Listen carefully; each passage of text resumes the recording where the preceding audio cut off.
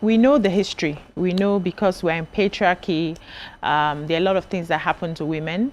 Women are usually the vulnerable people in the society, many a times. And when a husband dies, then the next victim or the next person who is a suspect is usually the wife. Why did your husband die before you? You must have killed him. You must have done something. You must have done this. And then we see everybody unleash their anger on the woman, and it's been going on from generation to generation. And unfortunately for us, this is my own personal view, I think that women are the ones who perpetrate this patriarchy even more than the men. The women are the ones who will sit in the committees, who will bring the wash the cups and bring the water, who would insist that you did not do this, you did not do that, you have to suffer a certain way. The men are the ones who are now following after what, you know, the institution of women, because I think from my own understanding of how men are wired, some of those things they do not pay attention to. Is the women in the committees, the other, you know, groups of women who would insist that this is the culture, this is the law, this is everything. So my message, especially as we're entering this International Women's Day, is that women need to begin to uphold other women.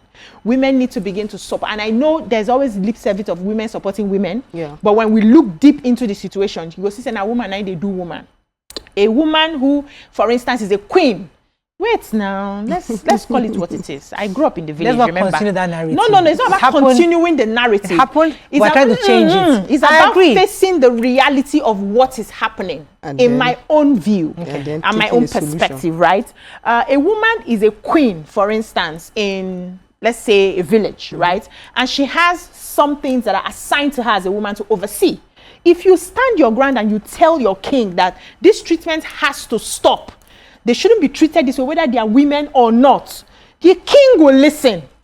But most times we don't see that. And there is culture. That's how it's been done. So my call now is that any woman in the family, I don't want to hear whether your sister-in-law or mother-in-law being the one to insist that, you see, because my son is no longer here, I will deal with you. Is women we see do that most of the time, not the father-in-laws. I'm just saying personal. So for me, the patriarchy we're shouting about is women that are upholding the patriarchy. If we can really, truly support ourselves in that regard, we'll see that some of these things will change. And some of these men will begin to change some of the laws that they have put in place. I just want to agree with you. Thank you. How do we begin to change the narrative with the society? I believe that we are the society, right? If I decide that this is my style and this is how I want to do it, and Mariah is talking, and YK is talking, and Ramatu is talking, and I don't want to listen, nobody will come and flog me, it's my house. By the time women are allowed to start, give themselves the permission, not allow, nobody's stopping you. By the time women give themselves the permission to start doing things the way they want, everybody else will align. So let's stop waiting for till society decides. You are society. Yes. You are society. You are society.